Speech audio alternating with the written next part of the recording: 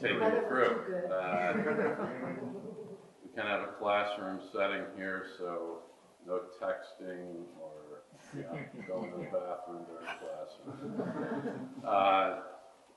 Anyway, so Pinot Noir clones. To start, Pinot Noir, I'm sure you all know, is one of the famous vinifera varieties from Burgundy in France. And it's been grown there for several hundred years. I'm not even sure of how long, but at least 400 years, I think, in the vineyards there.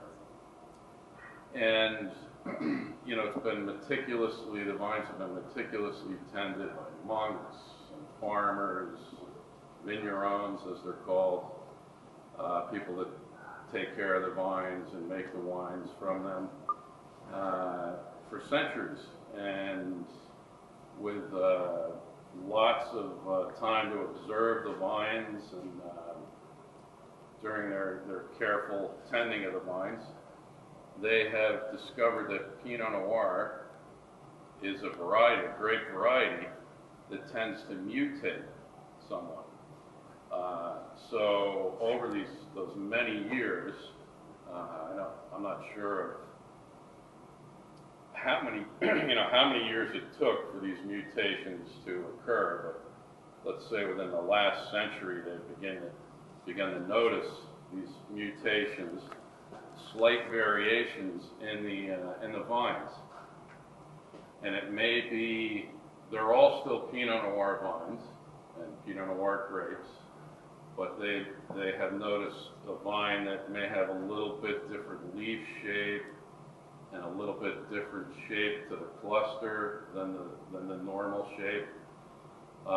It may be that the cluster is a little bit looser, so the berries aren't as tightly compacted within the cluster. It may be that the cluster has a little bit of a wing on it instead of just being the normal Pinot Noir cluster. And I should mention that the normal Pinot Noir cluster is shaped kind of like a pine cone, and that's where the name comes from. Pinot means pine. So the normal cluster, if you think of a pine cone, is just kind of a cylindrical, small, it's a tiny cluster compared to many of the other varieties, and just kind of tapers a bit to the bottom end of it. So these slight variations oftentimes lead to slight differences in the wines.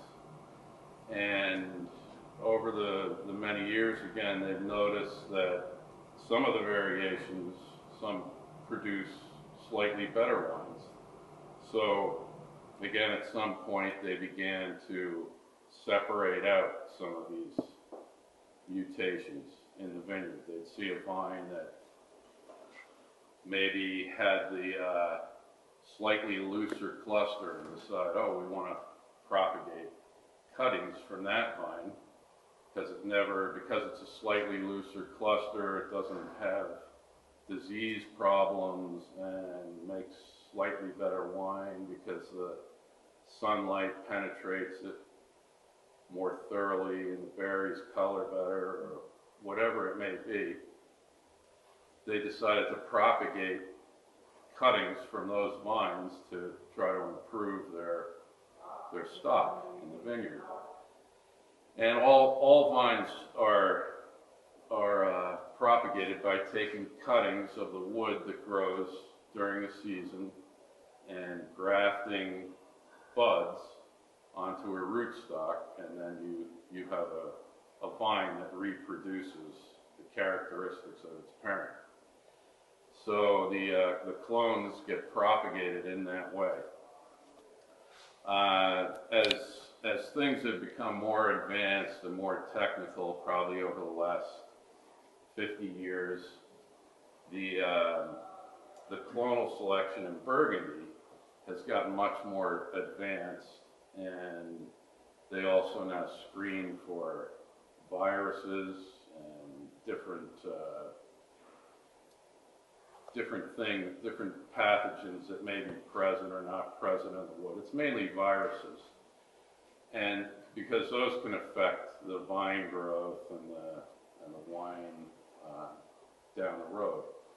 So they're able to screen for those, have all that cleaned up from the wood, from the parent plant that they have chosen to select because it has some better characteristic. For a couple decades now in Burgundy, and they are all numbered clones, like 115, 667, 777, 114. We'll be tasting some of those different, a couple of the different ones today. But again, you can look at the cluster, particularly like 777, you can see is noticeably smaller. The berries are smaller. It's really just a tiny cluster, some variation in the size of the berries, which usually leads to more intense wine when you have smaller berries. Okay, John. There's a. Would you like me to close that? You look at some of the other clusters, the 23 is a really large cluster, and that one would be considered a loose cluster. You can see how the berries aren't as overlapped and touching each other quite as much. 115 is slightly larger than the 777, but again is a fairly small cluster. The Pommard, looking to the right side of the Pommard cluster, kind of right above the D there, that little portion that juts out from the main cluster would be considered a wing. So that's one thing that is looked at in the cluster morphology. Does it have wings? Or, again, the size of the berry, looseness of the cluster. So those are some of the things they're looking for with the fruit. And with the selection of the Dijon clones, there's really been a big improvement in the wines in Burgundy. And fortunately for different parts of the world, they've released those clones to be propagated in nurseries around the world. So we can get them here. In the last 10 or 12 years, we've been able to get them here and use them here. And they work very well for our climate here in New York, which is quite similar to Burgundy. The amount of heat units we get during the summer and the rainfall we get during the summer. But because they were so interesting and popular initially, they were planted everywhere. In California, Oregon, Australia, everyone kind of wanted to jump on this Sorry. new bandwagon or new opportunity. Break. And it's turned out that they haven't worked as well in the warmer climates like California and Australia. Because one of the things they were selected for was early ripening. And that is a big help for us here in a cooler climate, but in the warmer climates, they almost ripen too early and lose their acidity and don't make wines that are of the quality or intensity that they're looking for in those warmer climates. So that brings us to the California Heritage Selections. And these are another set of clones that have been present and grown in California over the last century. And no one really knows, probably no one really knows what their exact origin was. Most likely they were all brought over from Burgundy initially, but there weren't good records back then of where they came from, or what vineyard, or just, they were kind of just more general Pinot Noir, standard kind of cuttings from the general mass of plants over there. But over the years now in California, and more recently, the clones around in California have been looked at and kind of named and studied a little bit more also. And because these clones have grown in California for a long time, they're kind of more adapted to their climate and end up making the better wines, better Pinot Noir wines in California compared to the Dijon clones. So now a lot of the winemakers out there are shifting to taking Dijon plantings out and putting some of these heritage clones from California in. And certainly in new plantings, they're using them as well. So there's a bunch of information on each individual clone there also. And you guys again can look through that at your leisure. And I guess we can go ahead through and taste these different clones now and see what you guys think of them. These are all from our vineyard in California, Vista Verde Vineyard, which is in Hollister, California, in the Central Coast. And it's a large vineyard with probably, I think it's about 400 acres. So they have enough land and potential to plant these different clones and keep them separate as kind of some experimental work they're doing out there. And we were able to bring some of the fruit back here and make the clones separately here also and have a chance to taste them today. So the first one is the Canada. And then to the right of that, there's Swan. And then if you go to the top left, clone A. The middle is clone 667, which is a Dijon clone. And then the one on the top right is a mix of the clones that were fermented together. So this is the Swan that you have. This one on the top right. Is that what you were saying? Yeah, the top right is actually, yes, is a mix of the clones. It was just mislabeled there. Is that what's in block 5 here? Is a mix of the clones? We have a mix of clones, yeah, out there that we pick and ferment together. So that kind of lead us into the next phase of talking about clones. So the clones as a group are going to always kind of behave relative to one, similarly to one, as a group, relative to one another. If you plant them in New York or California or in the Hudson Valley or on Long Island, they would kind of keep their same individual character, but may, as a group, just be, maybe they'd be a little more tannic down on Long Island because it's a sandy soil and it's dry and the tannins are more pronounced in the whole group of the clones. Maybe here they'd be a little more subtle and earthy and a little softer in the finish. But within the group, they would still, maybe 777 would be more intense than 115. And, 115 would be more balanced than the Pomard, that kind of thing.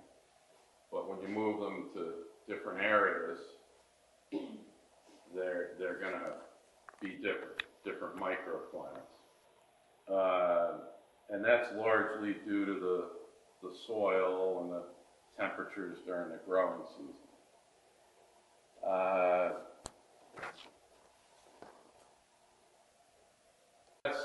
one way you can approach Pinot Noir, is to have clones planted separately in your vineyard and ferment them separately, and then blend them after fermentation and malolactic, and have the components then, each clone separate, and put them together in a way that you think will make the best overall blend of Pinot Noir.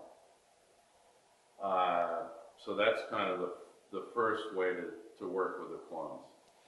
The second way is maybe after you have many years of experience with the clones and know that, generally we always like 60% of clone 115 and 30% of clone 777 and 10% of 667 in the final blend. Well, then maybe you want to start to ferment those together in the tank as one mix, fermented together and vinified together all the way through the whole process.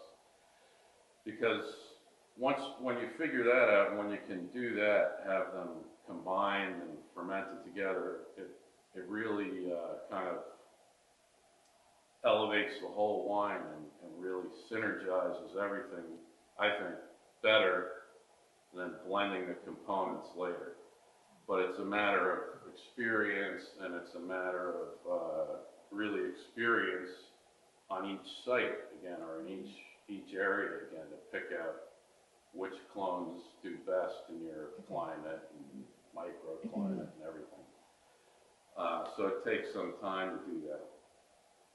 And that's where they are in Burgundy, because they have so many years of experience. When they plant a vineyard even, they just mix the clones in the vineyard. They kind of have the sense of what mix they want, and it's just planted randomly in their vineyard, and the whole vineyard is picked and vinified the way it's planted. And yeah, that really, I think, adds to the quality of their wines and complexity. It's kind of like cooking, if you were making a stew and you cooked maybe like the carrots and the onions and the meat separately, and then, dumped it all together at the end, versus having them all cooking together and melding all the flavors along the way.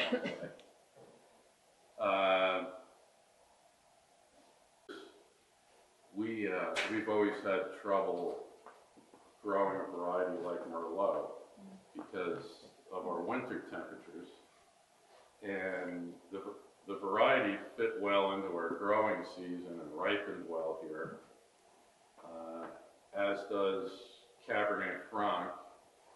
This is now talking about the Bordeaux varieties, but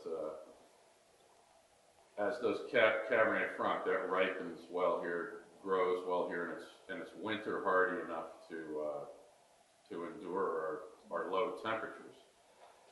Merlot always had a lot of winter damage. We couldn't grow it economically here, even though it did well in our growing season. Cabernet Sauvignon, then, on the other hand, is a variety that just ripens too late for us to really ever get it ripe here consistently. But also was tough enough to handle our winters. So we kind of stopped growing Merlot because of the winters, and stopped growing Cabernet Sauvignon because of the growing season wasn't warm enough. And I've grown Cabernet Franc as one of our main reds, along with Pinot Noir. But as things change here, or have, it seems like started to change, we don't seem to be getting the low winter temperatures that we did in the 80s and early 90s anymore. So maybe Merlot might be a variety we would look at growing again in the future. So I think, there's probably going to be some shift with things